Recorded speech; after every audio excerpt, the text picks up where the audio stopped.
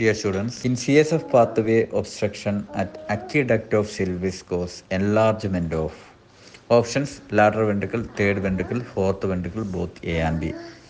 ഒരുപാട് ക്വസ്റ്റ്യൻസ് ചോദിക്കാൻ സാധ്യതയുള്ള ഒരു ഏരിയയാണ്, ഒരുപാട് പേർക്ക് കൺഫ്യൂഷൻ ആകുന്ന ഒരു ഏരിയയാണ്. അതൊരു സിമ്പിൾ ന്യൂമോണിക്സ് വെച്ച് നമുക്കൊന്ന് പഠിക്കാൻ ശ്രമിക്കാം. അത് ഈ പറഞ്ഞ ഓപ്പണിങ്ങുകൾ, ഇപ്പോൾ നമുക്ക് ലാറ്ററൽ വെൻട്രിക്കിളുണ്ട്, അതേപോലെ തന്നെ തേർഡ് വെൻട്രിക്കിളുണ്ട്, ഫോർത്ത് വെൻട്രിക്കിളുണ്ട്. ഫോർത്ത് വെൻട്രിക്കിൾ കഴിഞ്ഞതിന് ശേഷം സബ്അരക്നോയിഡ് സ്പേസ് ഉണ്ട്. ദെൻ ഫോർത്ത് വെൻട്രിക്കിളിൽ നിന്ന് തന്നെ രണ്ട് ലാറ്ററൽ ഏരിയയിലേക്ക് ഓപ്പണിംഗ് ഉണ്ട് അല്ലേ. അപ്പോൾ ഈ പറഞ്ഞ ഓപ്പണിങ്ങുകളെല്ലാം തന്നെ ഒന്ന് പരിചയപ്പെടണം. അതിനുവേണ്ടി നിങ്ങൾ ഓർക്കേണ്ട ഒരു ന്യൂമോണിക്സ് എന്ന് വെച്ച് കഴിഞ്ഞാൽ മാം ലുഷ്ക എന്നുള്ളതാണ്. എം എന്ന് പറയുമ്പോൾ ഫൊറാമൻ മൊൺട്രോ ആണ്. ഏറ്റവും മുകളിൽ രണ്ട് ലാറ്ററൽ വെൻട്രിക്കിളുണ്ട്. അത് നേരെ തേർഡ് വെൻട്രിക്കിളിലേക്ക് ഓപ്പൺ ചെയ്യുന്നത് ഈ പറഞ്ഞ ഫൊറാമൻ മൊൺട്രോ വഴിയാണ്. അതിന് ശേഷം തേർഡ് വെൻട്രിക്കിളിൽ നിന്ന് ഫോർത്ത് വെൻട്രിക്കിളിലേക്കുള്ള ഓപ്പണിങ്ങിനെയാണ് മാമിനകത്ത് എ വരുന്നത്, അക്വിഡക്റ്റ് ഓഫ് സിൽവിസ്. ദെൻ അടുത്ത എം എന്ന് പറയുമ്പോൾ ഫോർത്ത് വെൻട്രിക്കിളിൽ നിന്ന് അതിൻ്റെ തൊട്ട് താഴെയുള്ള സബ്അരക്നോയിഡ് സ്പേസിലേക്കുള്ള ഓപ്പണിംഗ് ആണ്.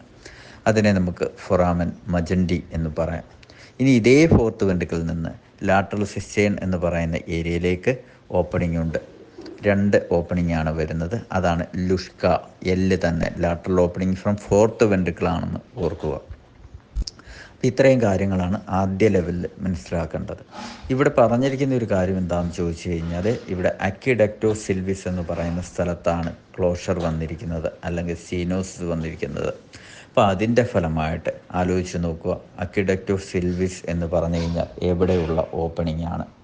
അത് തേർഡ് വെൻട്രിക്കിളിൽ നിന്ന് ഫോർത്ത് വെൻട്രിക്കിളിലേക്കുള്ള ഓപ്പണിംഗ് ആണ്. അപ്പോൾ അതിന് അടവ് വരുമ്പോൾ മസ്റ്റായിട്ടും തേർഡ് വെൻട്രിക്കിളിന് എൻലാർജ്മെൻ്റ് ഉണ്ടാകും, അതേപോലെ തന്നെ ലാറ്ററൽ വെൻട്രിക്കിളിനും എൻലാർജ്മെൻ്റ് ഉണ്ടാകും.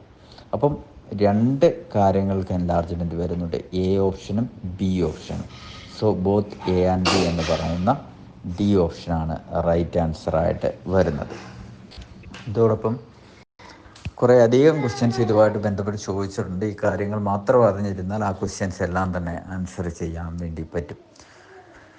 ഇനി പ്രധാനപ്പെട്ട ഒരു കാര്യം പറയാനുള്ളത്, ഇപ്പോൾ DME നോട്ടിഫിക്കേഷൻ്റെ കാര്യത്തിൽ ഒരു കൺഫ്യൂഷനിൽ ഒരുപാട് പേര് വിളിക്കുന്നുണ്ട്. അവരുടെ ഏജ് ഓവറായി പോകാനുള്ള സാധ്യതയും പരീക്ഷ എഴുതാൻ കഴിയാതെ വരുന്ന സാഹചര്യങ്ങളൊക്കെയാണ് ചർച്ച ചെയ്യപ്പെടുന്നത്. അപ്പോൾ എല്ലാവരും സങ്കടം പറയുന്നത്, ഈ മാസം വന്നില്ലെങ്കിൽ ഇനി എനിക്ക് പരീക്ഷ എഴുതാൻ പറ്റുന്നില്ല, അടുത്ത മാസം വന്നില്ലെങ്കിൽ പരീക്ഷ എഴുതാൻ പറ്റില്ല എന്നൊക്കെയുള്ള കാര്യങ്ങൾ പറയുന്നു.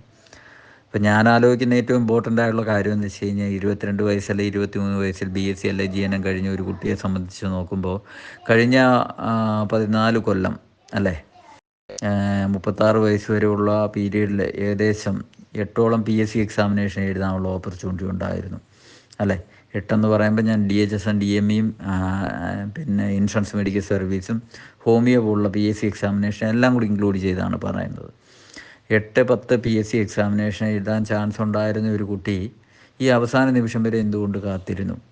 അപ്പോൾ നിങ്ങൾ എല്ലാവരെയും മനസ്സിലാക്കേണ്ടത്, ഇനി 1 വർഷമുണ്ട്, 5 വർഷമുണ്ട്, 3 വർഷമുണ്ട് എന്നൊക്കെ കരുതി നീട്ടി വെക്കുന്ന ആൾക്കാരുണ്ട്. ഒരു കാരണവശാലും അവസാന നിമിഷം പഠിച്ചെടുക്കാൻ പറ്റുന്നതോ നേടിയെടുക്കാൻ പറ്റുന്നതോ ആയ ഒരു കാര്യമല്ല സർക്കാർ ജോലി. അതിനുവേണ്ടി വളരെ സീരിയസ് ആയിട്ട് തന്നെ മുന്നോട്ട് പോകേണ്ടിയിരിക്കുന്നു. അവസാന വർഷങ്ങളിലേക്ക് അടുക്കുന്ന സമയത്ത്, അല്ലെങ്കിൽ അത് കഴിഞ്ഞതിന് ശേഷം ഞാൻ ചെയ്യുന്നതെല്ലാം തെറ്റായിപ്പോയി, അല്ലെങ്കിൽ എനിക്ക് ലക്കില്ല, എന്നെ ദൈവം അനുഗ്രഹിച്ചില്ല എന്ന് പറയുന്നതിനകത്തൊന്നും അർത്ഥമില്ല. ഓരോ കാലഘട്ടങ്ങളിലും ഓരോ സമയത്തും ചെയ്ത് തീർക്കേണ്ട ചില കാര്യങ്ങളുണ്ട്. അത് കൃത്യമായിട്ട് ടൈം ബൗണ്ടായിട്ട് ചെയ്യുന്ന ആൾക്കാർക്ക് മാത്രമേ ലക്ഷ്യത്തിലെത്താൻ പറ്റുകയുള്ളൂ. ഇപ്പോഴും DME നോട്ടിഫിക്കേഷൻ വരട്ടെ, നോട്ടിഫിക്കേഷൻ വന്നിട്ട് എക്സാം ഡേറ്റ് വരട്ടെ, അതിനുശേഷം പഠിച്ചു തുടങ്ങാമെന്ന് പറയുന്ന ആൾക്കാരെ സംബന്ധിച്ച് നോക്കുമ്പോൾ, നിങ്ങൾ പിന്നീട് 3 മാസം എടുക്കുന്ന എഫർട്ട് റിസൾട്ട് ആയില്ലെങ്കിൽ ആ 3 മാസം എടുത്ത എഫർട്ട് മൊത്തത്തിൽ വേസ്റ്റാണ്. നമ്മളൊരു എഫർട്ട് എടുക്കാൻ വേണ്ടി 1 മണിക്കൂർ അല്ലെ 2 മണിക്കൂറിലെ ഒരു ദിവസം ഒരു കാര്യത്തിന് വേണ്ടി ചിലവഴിക്കാൻ വേണ്ടി ഇറങ്ങിത്തിരിക്കുകയാണെങ്കിൽ അത് ലക്ഷ്യത്തിലെത്തണം, അല്ലെങ്കിൽ ആ മണിക്കൂറുകൾ നിങ്ങൾക്ക് വേസ്റ്റാണ്. സോ മുൻകൂട്ടി തയ്യാറാവാൻ റെഡിയാവുക. മുൻകൂട്ടി തയ്യാറായി വളരെ പ്ലാൻഡായിട്ട് ലക്ഷ്യത്തിലേക്ക് മൂവ് ചെയ്യുക. Thank you.